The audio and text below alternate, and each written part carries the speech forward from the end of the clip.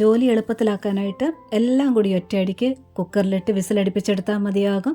വളരെ ടേസ്റ്റി ആയിട്ടുള്ളൊരു മുട്ട ഗ്രേവി തയ്യാറാക്കിയെടുക്കാം. മുട്ടക്കറിയായിട്ട്, അതായത് കുറച്ച് ചാറോടുകൂടി ചെയ്തെടുക്കണമെങ്കിൽ ഇതേ രീതിയിൽ ചെയ്തെടുക്കാം. കുറച്ച് പെരട്ടി റോസ്റ്റ് പോലെ എടുക്കണമെന്നുണ്ടെങ്കിൽ അങ്ങനെയും ഈ രീതിയിൽ തന്നെ ചെയ്തെടുക്കാനായിട്ട് പറ്റും. ഇവിടെ ഞാൻ എടുക്കുന്നതിൻ്റെ അളവും വിസിലിൻ്റെ എണ്ണമൊക്കെ കൃത്യമായിട്ട് പറയുന്നുണ്ട്. സ്കിപ്പ് ചെയ്യാതൊന്ന് കണ്ടിട്ട് ട്രൈ ചെയ്ത് നോക്കുക. ഞാനിവിടെ ഒരു കുക്കർ എടുത്ത് വെച്ചിട്ടുണ്ട്. ഇനി വെളിച്ചെണ്ണയോ സൺഫ്ലവർ ഓയിലോ ഒഴിക്കാം. വെളിച്ചെണ്ണ ഒഴിക്കുന്നതാണ് കൂടുതൽ ടേസ്റ്റ്. ഒരു 4 ഗ്രാമ്പു ഇട്ടിട്ടുണ്ട്, 2 ഏലക്ക, ഒരു കഷ്ണം പട്ട. ഇതൊന്ന് ചൂടായിട്ടുണ്ട്. ഇനി കൊത്തി എരിഞ്ഞ് 1/2 ടീസ്പൂൺ ഇഞ്ചി, ഒരു 5 വെളുത്തുള്ളി എടുത്തിട്ടുണ്ട്. നടുക ഒന്ന് കീറിയിടുക, ഇല്ലെങ്കിൽ ചതച്ച് ചേർക്കുക. ഇഞ്ചി വെളുത്തുള്ളി പേസ്റ്റ് ഇത് ചേർക്കാതിരിക്കുക. ഇനി 1-2 പച്ചമുളക് ചേർക്കുക. ഒത്തിരി എരിവുള്ളതാണെങ്കിൽ ഒരെണ്ണം ചേർത്താൽ മതിയാകും. ഒന്ന് ഇളക്കി കൊടുക്കുക. ഇഞ്ചിയുടെ പച്ചക്കുത്തലൊന്ന് മാറിയിട്ടുണ്ട്, ഒരു 5 സെക്കൻഡ് മതി. ഇനി തീയെ നല്ലവണ്ണം കുറച്ചിട്ട് പൊടികൾ ചേർക്കുക. ഞാനിവിടെ എടുത്തിട്ടുള്ളത് 3/4 ടേബിൾ സ്പൂൺ മുളക് പൊടി എടുത്തിട്ടുണ്ട്, 1/4 ടേബിൾ സ്പൂൺ മല്ലിപ്പൊടി ചേർത്തിട്ടുണ്ട്. ഇനി അതേ കുറഞ്ഞ തീ തന്നെ നല്ലവണ്ണം ഇളക്കി കൊടുക്കുക. പൊടികൾ നന്നായിട്ട് ചൂടാക്കി എടുക്കണം. ഒരു 10-15 സെക്കൻഡ് നേരം മതിയാകും. ഇത് ചൂടായിട്ടുണ്ട്. ഇനി ഇതിലോട്ട് സവാള ചേർക്കാം. ഞാനിവിടെ വലിയ 4 സവാള എടുത്തിട്ടുണ്ട്. നീളത്തിൽ കനം കുറഞ്ഞ് കട്ട് ചെയ്ത് ചേർക്കുക. നല്ല ഫ്രഷ് ആയിട്ടുള്ള കുറച്ചേറെ കറിവേപ്പില കൂടി ചേർക്കുക. ഇനി ഇത് വീണ്ടും നല്ലവണ്ണം ഒന്ന് ഇളക്കിയെടുക്കുക. നല്ലവണ്ണം സവാള ഒന്ന് ചൂടായാൽ മാത്രം മതി. അതായത് സവാള ഒന്ന് വാട്ടിയെടുത്താൽ മതി, വഴറ്റിയെടുക്കണ്ട. ഇതിനും കുറച്ച് സെക്കൻഡുകൾ മാത്രം മതി. നല്ലവണ്ണം ഇളക്കി കൊടുക്കുക. സവാള ഒന്ന് ചൂടായി വരുമ്പോഴത്തേന് അതിൻ്റെ കളറൊന്നും മങ്ങി വരും. അത്രയും വാട്ടിയെടുത്താൽ മാത്രം മതി. അത് ക്രഞ്ചായിട്ട് തന്നെയാണ് ഇരിക്കുന്നത് ആ സമയത്തും. അതിൻ്റെ പച്ചക്കുത്തലൊന്ന് മാറാൻ വേണ്ടിയാണ് ചൂടാക്കിയെടുക്കുന്നത്. ഇതായിട്ടുണ്ട്. ഇനി ഇതിലോട്ട് ഒറ്റ തക്കാളി മാത്രം ചേർത്താൽ മതിയാകും. നല്ല പഴുത്ത ചേർക്കുക. പുളി മുന്നേ നിൽക്കരുത്. കൂടുതൽ തക്കാളി ചേർക്കാതിരിക്കുക. ഉപ്പ് ചേർത്തിട്ടുണ്ട്. കുറച്ച് മഞ്ഞൾപ്പൊടി കൂടി ചേർക്കുക. വീണ്ടും നല്ലവണ്ണം ഒന്ന് മിക്സ് ചെയ്തെടുക്കുക. തക്കാളി വഴറ്റിയെടുക്കുകയൊന്നും വേണ്ട. ഉപ്പ് എല്ലാ ഭാഗത്തും നല്ലവണ്ണം ആകുന്ന രീതിയിൽ മിക്സ് ചെയ്തെടുത്താൽ മാത്രം മതി.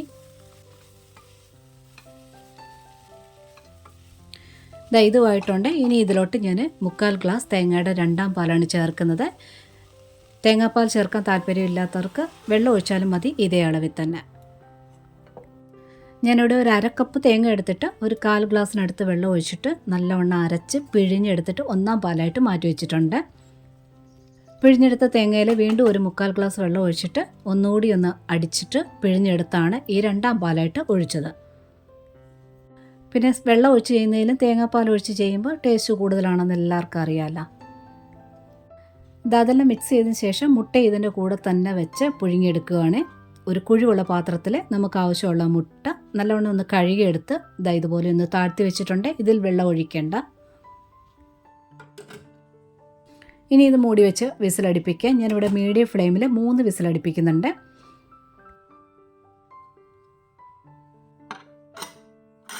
എൻ്റെ ഈ കുക്കർ കുഴിവ് കുറഞ്ഞ പരന്ന ടൈപ്പാണ്. പെട്ടെന്ന് ഇതിൽ വിസിൽ വരും. അതുകൊണ്ട് ഞാനിത് മീഡിയം ഫ്ലെയിമിൽ 3 വിസിലടിപ്പിച്ചിട്ട് ഓഫ് ചെയ്ത് വെക്കും. കുഴിവായിട്ടുള്ള കുക്കറാണെന്നുണ്ടെങ്കിൽ മീഡിയം ഫ്ലെയിമിൽ 2 വിസിലടിപ്പിച്ചാൽ മതിയാകും. ഓഫ് ചെയ്ത് ഒരു 2-3 മിനിറ്റിന് ശേഷം തുറന്നിട്ടുണ്ട്. മുട്ടയൊക്കെ നല്ലവണ്ണം വെന്തിട്ടുണ്ട്. മുട്ട എടുക്കുമ്പോൾ ക്രാക്കുകളൊന്നും ഇല്ലാത്ത മുട്ട വേണം വെക്കാനായിട്ട്. സവാളയൊക്കെ നല്ല സോഫ്റ്റ് ആയിട്ടുണ്ട്. ഒരുപാട് കലങ്ങിപ്പോകാതെ വെന്ത് വന്നിട്ടുണ്ട്. ഇനി ഇതിലോട്ട് 2-3 ഐറ്റം കൂടെ ഒക്കെ ചേർക്കാനുണ്ട്, തീർന്നിട്ടില്ല. ഇനി ഗ്യാസ് ഒന്ന് ഓണാക്കി കൊടുത്തിട്ടുണ്ട്. ഇനി ഇത്രയും പെരുംജീരകം മാത്രമായിട്ട് പൊടിച്ച് ചേർക്കുക. ഇനി അല്പം ശർക്കരപ്പൊടി ചേർക്കുക, ഇല്ലെങ്കിൽ പഞ്ചസാര ആയാലും ചേർക്കുക. ടേസ്റ്റ് ബാലൻസ് ആകാൻ വേണ്ടിയാണ്. ഇനി ഇതുപോലെ കുറച്ച് മല്ലിയിലൂടെ ചേർത്താൽ നല്ല ടേസ്റ്റാണ് ഇതിൽ. മല്ലിയില തീരെ ഇഷ്ടമില്ലാത്തവർക്ക് കറിവേപ്പില ചേർക്കാം. നന്നായിട്ടൊന്ന് മിക്സ് ചെയ്തെടുത്തതിന് ശേഷം വീണ്ടും കുരുമുളക് പൊടി ചേർക്കുക. ഒരല്പം ചേർത്താൽ മതി. ഇനി 1/2 കപ്പിനടുത്തായിട്ട് തേങ്ങയുടെ 1ാം പാല് അതുകൂടി ചേർക്കുക. തീ നല്ലവണ്ണം കുറച്ച് വയ്ക്കുക. നല്ലവണ്ണം മിക്സ് ചെയ്ത് കൊടുക്കുക. തേങ്ങാപ്പാലൊന്ന് നല്ലവണ്ണം ചൂടായി വന്നോട്ടെ. വെട്ടി തിളപ്പിക്കണ്ട. നിങ്ങൾക്ക് ഇതിലും വെള്ളം കുറച്ച് ഡ്രൈ ആക്കി റോസ്റ്റ് പോലെ എടുക്കണമെന്നുണ്ടെങ്കിൽ ഒഴിക്കുന്ന തേങ്ങാപ്പാലോ വെള്ളമോ കുറച്ച് ഒഴിച്ചാൽ മതിയാകും. നല്ല ലൂസാക്കി എടുക്കണം, കറി പോലെ എടുക്കണമെന്നുണ്ടെങ്കിൽ വെള്ളം കൂട്ടി ഒഴിച്ചാൽ മതിയാകും. അപ്പോൾ കറിക്കാണെന്നുണ്ടെങ്കിൽ കുറച്ചുകൂടി ചാറിന് കൊഴുപ്പ് വേണമല്ലോ, അപ്പോൾ സവാള കുറച്ചൊന്ന് ഉടച്ചു കൊടുത്താൽ മതിയാകും. തേങ്ങാപ്പാൽ നല്ലവണ്ണം ചൂടായിട്ടുണ്ട്. ഇനി മുട്ട ഓരോന്നിട്ട് പെറുക്കിയിടുക. മുട്ടയെല്ലാം ഞാൻ വരഞ്ഞ് വെച്ചിട്ടുണ്ട്. കടുക് വറക്കുന്ന സമയത്ത് സൺഫ്ലവർ ഓയിലാണ് ഉപയോഗിച്ചതെങ്കിൽ ഈ സമയത്ത് 1 ടീസ്പൂൺ വെളിച്ചെണ്ണ ഒഴിച്ച് നന്നായിട്ടൊന്ന് മിക്സ് ചെയ്തെടുത്താൽ കൂടുതൽ ടേസ്റ്റ് ആയിരിക്കും. മുട്ടയെല്ലാം പെറുക്കിയിട്ട് ഇതുപോലെ ഒന്ന് പൊതിഞ്ഞ് വെക്കുക, വിളമ്പുന്നത് വരെ. ഇനി ഗ്യാസ് അങ്ങ് ഓഫ് ചെയ്യുക. പിന്നെ ചില ഹോട്ടലിലൊക്കെ നമ്മൾ മുട്ടക്കറി വാങ്ങുന്ന സമയത്ത് ഉള്ളിയൊന്നും അതിൽ കാണത്തേയില്ല, കലങ്ങി ചേർന്നിരിക്കും. അങ്ങനെ നിങ്ങൾക്ക് തയ്യാറാക്കി എടുക്കണമെങ്കിൽ ഇതേ രീതിയിൽ തയ്യാറാക്കി എടുത്താൽ മതി. ഒരു വിസിലൂടെ കൂടുതൽ അടുപ്പിച്ചാൽ മതി. അപ്പോൾ സവാളയൊക്കെ കുറച്ചുകൂടി സോഫ്റ്റായിട്ട് വെന്ത് കലങ്ങിച്ചേരും. മുട്ട റോസ്റ്റും മുട്ട ഗ്രേവിയുടെയൊക്കെ ധാരാളം റെസിപ്പീസ് ചാനലിൽ അപ്ലോഡ് ചെയ്തിട്ടുണ്ട്. ഓരോന്നും ട്രൈ ചെയ്ത് നോക്കുക. പിന്നെ ഈ റെസിപ്പി നിങ്ങൾക്ക് ഇഷ്ടപ്പെട്ടിട്ടുണ്ടെങ്കിൽ ഒരു ലൈക്ക് തന്ന് സപ്പോർട്ട് ചെയ്തേക്കണേ. കൂടാതെ കൂട്ടുകാർക്കൊക്കെ ഷെയർ ചെയ്ത് കൊടുക്കുക. കമൻറ്റ് തരാനും ഹൈപ്പ് തന്ന് സപ്പോർട്ട് ചെയ്യാനും മറക്കരുത്. സബ്സ്ക്രൈബ് ചെയ്യാതെ കാണുന്നവരുണ്ടെങ്കിൽ ഒന്ന് സബ്സ്ക്രൈബ് കൂടി ചെയ്തേക്കണേ. നോട്ടിഫിക്കേഷൻ ബെൽ ബട്ടണിലെ ഓൾ ഓപ്ഷൻ ഒന്ന് ടിക്കാക്കി ഇടാനും മറക്കരുത്. ഒരുപാട് സ്നേഹത്തോടെ താങ്ക്സ് ഫോർ വാച്ചിങ്.